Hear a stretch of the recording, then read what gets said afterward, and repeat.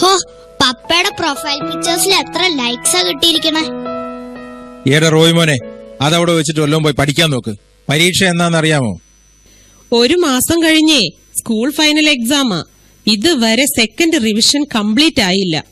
കഴിഞ്ഞ പ്രാവശ്യത്തെ പോലെ ടോട്ടലിൽ 2 മാർക്ക് കുറഞ്ഞു പോയാൽ ഞാൻ എങ്ങനെയാ മറ്റുള്ളവരുടെ മുഖത്ത് നോക്കുന്നേ? മമ്മി, ഇന്ന് സൺഡേ സ്കൂൾ എക്സാമാ. ഓ, ഞാൻ കരുതി സ്കൂളിലെയാണെന്ന്. സൺഡേ സ്കൂൾ അല്ല, നിനക്കറിയാമല്ലോ. അത് വച്ചങ്ങ് എഴുതിയാൽ മതി. ഇപ്പൊ പോയി സ്കൂളിലെ എക്സാം റിവിഷൻ ചെയ്യ്. മമ്മി, റിവിഷൻ കഴിഞ്ഞു. ഇനി സൺഡേ സ്കൂൾ എക്സാമിന് പഠിപ്പിക്ക്. അതെ, മോൻ അങ്ങ് അറിയാവുന്നത് വെച്ച് എഴുതിയാൽ മതി. ഇപ്പോഴാ പണിയൊക്കെ ഒന്ന് ഒതുങ്ങിയത്. മമ്മി ഇത്തിരി വിശ്രമിച്ച് TV ഒന്ന് കാണട്ടെ. സംശയമുള്ളത് ചോദിച്ചോ. കിഴക്കുന്ന് വന്ന വിദ്വാൻമാർ യേശുവിനെ കണ്ട് നമസ്കരിച്ച് കാഴ്ചകൾ അർപ്പിച്ചു. മമ്മി, ഈ കാഴ്ചകൾ എന്ന് പറഞ്ഞ എന്താ? ഈ കാഴ്ച എന്ന് പറയുന്നതേ ഗിഫ്റ്റ്. അതെ, മോന്റെ അനിയത്തി ഉണ്ടായപ്പോ കാണാൻ വന്നവർ ഓരോ ഗിഫ്റ്റ് ഒക്കെ കൊണ്ടുവന്നില്ലേ, അതിനാ. മോൻ ബാക്കി പഠിച്ചോ. യേശുവിനെ സ്നാനപ്പെടുത്തിയത് ആര്? അത് ആരാ മമ്മി? ഓ, അത് പത്രോസ് ആണെന്ന് തോന്നുന്നു. യേശുക്രിസ്തു ജനിച്ചത് എവിടെ? അത് എവിടെയാ പപ്പ? അത് ആ സിറിയലെങ്ങാണ്ടാണെന്ന് തോന്നുന്നു. നീ ഒന്ന് ഗൂഗിൾ സെർച്ച് ചെയ്ത് നോക്ക്. അയ്യോ, സൺഡേ സ്കൂൾ വണ്ടി വരാറായി.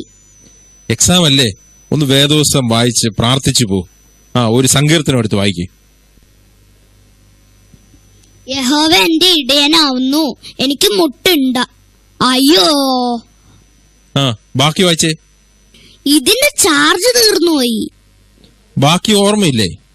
പപ്പ അങ്ങ് ഓർത്തു പറ. അത് മോനെ, വണ്ടി വരാറായി. പ്രാർത്ഥിച്ചോണ്ട് പോയിക്കോ, താമസിക്കണ്ട.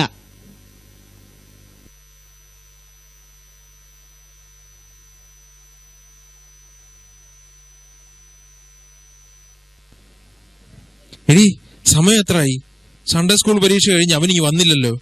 ഓ, വരാറാവുന്നതേ ഉള്ളൂ. എത്തിന്ന് തോന്നുന്നു.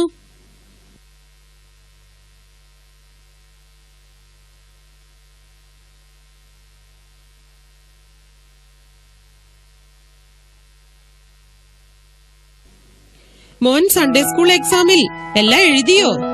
ഏത് മമ്മി? എന്തൊക്കെയായിരുന്നു ചോദിച്ചത്? യേശു ജനിച്ചത് ചോദിച്ചു, യേശു പള്ളി പോയ കാര്യങ്ങൾ ചോദിച്ചു, യേശുവിന്റെ സ്നാനവും അത്ഭുതങ്ങളും ഒക്കെ ചോദിച്ചു. എല്ലാം മോൻ പഠിച്ചതായിരുന്നല്ലോ. അതെ മമ്മി, ഞാൻ എല്ലാം എഴുതി. ഫസ്റ്റ് കിട്ടുമോ അതോ ഇപ്രാവശ്യം വല്ലോരും കൊണ്ടുപോകുമോ? ഞാൻ എല്ലാം എഴുതി മമ്മി. പോയിരുന്ന സ്കൂൾ ലെസൺസ് റിവിഷൻ ചെയ്.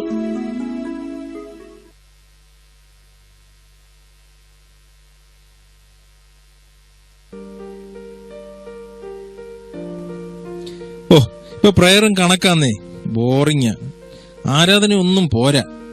പ്രസംഗത്തിന് ഒരു പുതിയ പോയിന്റും ഇല്ല. ഇപ്പൊ ആഴ്ചയിൽ 3 ദിവസം മീറ്റിംഗ്. അത് വല്ലാതെ കൂടുതലാ. അതിന് 2-3 മണിക്കൂർ ഇരുന്നിരുന്ന് മടുക്കും. ഷോർട്ട് ആൻഡ് സ്വീറ്റ്, അതാണ് വേണ്ടത്. ഇപ്പോഴൊക്കെ എത്ര നല്ല പോയിന്റുകളുള്ള പ്രസംഗങ്ങൾ നമുക്ക് ഇന്റർനെറ്റിലും ടിവിയിലും കിട്ടും. സമയവും ലാഭം. ടൈം ഈസ് മണി എന്നല്ലേ? അത് പോട്ടെ, സൺഡേ സ്കൂൾ പരീക്ഷയുടെ റിസൾട്ട് ഒക്കെ വന്നല്ലോ. രാജുവിന്റെ മോന് ഫസ്റ്റ് ഉണ്ട്. നിങ്ങളുടെ റോയ്മോൻ പരീക്ഷ എഴുതിയില്ലയോ? എഴുതിയല്ലോ. ചിലപ്പോ സെക്കൻഡ് ആയിരിക്കും. സെക്കൻഡ് സണ്ണിക്കാ. എടാ, നീ എല്ലാം എഴുതിയെന്ന് പറഞ്ഞിട്ട്? ഞാൻ എല്ലാം എഴുതിയത്, ഒന്നും പോലും വിട്ടില്ല. പിന്നെ എന്താ പറ്റിയതെന്ന് ഒന്ന് ചോദിച്ചിട്ട് തന്നെ കാര്യം. സ്കൂളിലെ എക്സാമിനിടയിൽ പഠിപ്പിച്ചതാ.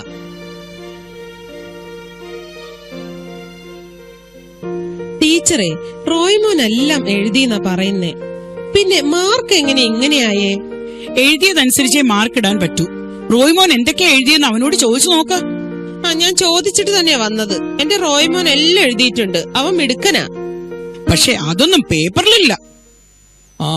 എല്ലാരും ഉണ്ടല്ലോ. എന്താ ഒരു തർക്കം? അതെ, റോയ്മോൻ എല്ലാം എഴുതിയെന്നാ പറയുന്നേ. പക്ഷെ റിസൾട്ട് വന്നപ്പോ ഫസ്റ്റും ഇല്ല സെക്കൻഡും ഇല്ല. ഇത് എന്ത് കളി? എല്ലാത്തിനും ഒരു പരിഹാരം ഉണ്ടാക്കാം. ടീച്ചറിന്റെ കയ്യിൽ ആ ചോദ്യപേപ്പർ ഉണ്ടോ? ഉണ്ട്. എന്നാ പിന്നെ പ്രശ്നം തീർന്നു. ഇപ്പൊ തന്നെ ഞാൻ റീടെസ്റ്റ് ഇടാം. എന്താ? ആ, അത് മതി. ആ ചോദ്യപേപ്പർ ഇങ്ങോട്ട് എടുക്ക് ടീച്ചറെ. റോയ്മോനെ, നീ ഇങ്ങോട്ടും നീങ്ങി നിന്നേ. ആദ്യത്തെ ചോദ്യം, എരിഹോ മതിൽ തകർത്തത് ആര്? ഞാനല്ല. ആ ഐസക്കും ജോയിലും എപ്പോഴും മതിലേ കിടന്ന് ചാടും. അവരുടെ അടുത്ത് ചോദിച്ചു നോക്കും. റോയ്മോൻ അങ്ങനെ നശീകരണമൊന്നും ചെയ്യില്ല. ഗുഡ് ബോയ് അവൻ. ഇനി അഥവാ അവൻ അത് വല്ലതും തകർത്തിട്ടുണ്ടെങ്കിൽ അതിന്റെ കേടി അങ്ങ് എണ്ണി തന്നേക്കാം. അതുകൊണ്ട് മാർക്ക് കുറയ്ക്കാമോ? ഇത് ബൈബിളിലെ ചോദ്യമായിരുന്നു. എന്തായാലും എഴുതിയില്ലെന്ന് മനസ്സിലായല്ലോ. ഒന്ന് തെറ്റിയാലും സെക്കൻഡ് പ്രൈസെങ്കിലും കിട്ടണ്ടേ? ഓക്കെ, ഇനി അടുത്ത ചോദ്യം. ആദ്യത്തെ കൽപ്പന എന്ത്? ആര് ആർക്ക് കൊടുത്തു? അത് അനുസരിച്ചോ? എന്നിട്ട് എന്തു പറ്റി? ഹവ്വ ആദത്തിന്റെ അടുത്ത് പഴം കഴിക്കാൻ കൽപ്പിച്ചു. ആദം അനുസരിച്ചു. അതാ പറ്റിയത്. പെൺവാക്ക് കേൾക്കുന്നവൻ പെരുവരിയിൽ.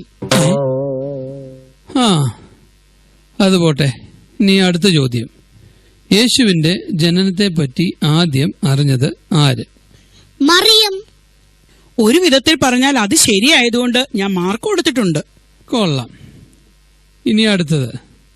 വിദ്വാൻമാർ യേശുവിന് എന്തെല്ലാം കാഴ്ചകൾ അർപ്പിച്ചു? അത് സോപ്പും പൗഡറും പാമ്പേഴ്സും. മോനെ, മമ്മി പറഞ്ഞില്ല വീട്ടിലെ അനിയത്തിക്ക് ഗിഫ്റ്റ് കൊടുക്കണ പോലെ അമ്മ. ഇനി അടുത്തത്. ദൈവം നമ്മുടെ പാപങ്ങൾ ക്ഷമിക്കണമെങ്കിൽ നമ്മൾ ആദ്യം എന്ത് ചെയ്യണം? അത് പാപം ചെയ്യണം. എടാ റോയ്മോനെ, നീ എന്തൊക്കെയാ എഴുതിയേക്കുന്നേ? ആ, എന്തായാലും ഇത്രയായി. ഇനിയും മുഴുവൻ ഉത്തരങ്ങൾ കൂടി കേൾക്കാം.